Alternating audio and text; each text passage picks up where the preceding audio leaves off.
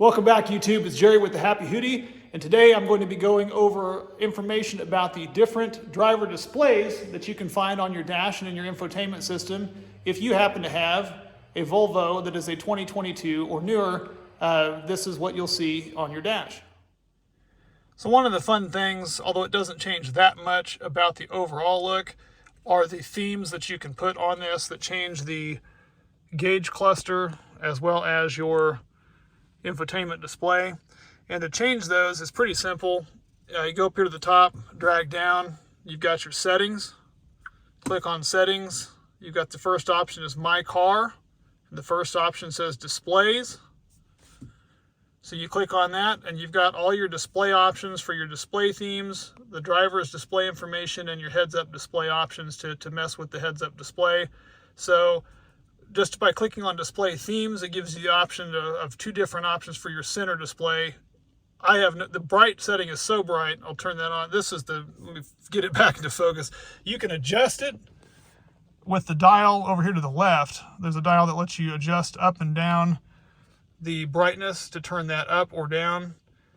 But when it is set on normal mode, it's just so much easier on the eyes. In my humble opinion, I've left it on normal.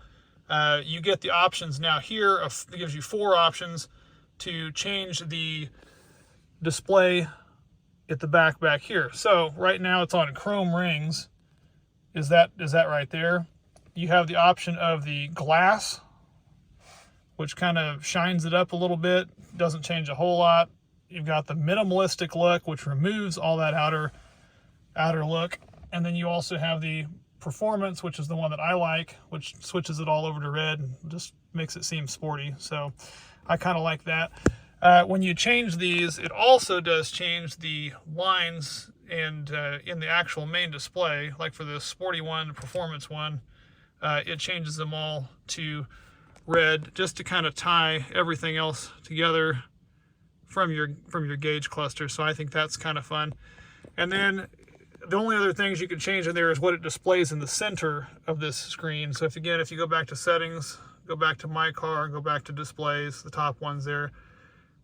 Your driver display information, which is the middle one there, you can either have it show nothing, show the current media that's being played. So if you're listening to Spotify or Pandora or whatever, that information shows up in the center screen here. Or I like to just have it left on this show map so that it just constantly leaves a map in the background there, which is kind of nice because it seems to show a little different detail than this main map shows.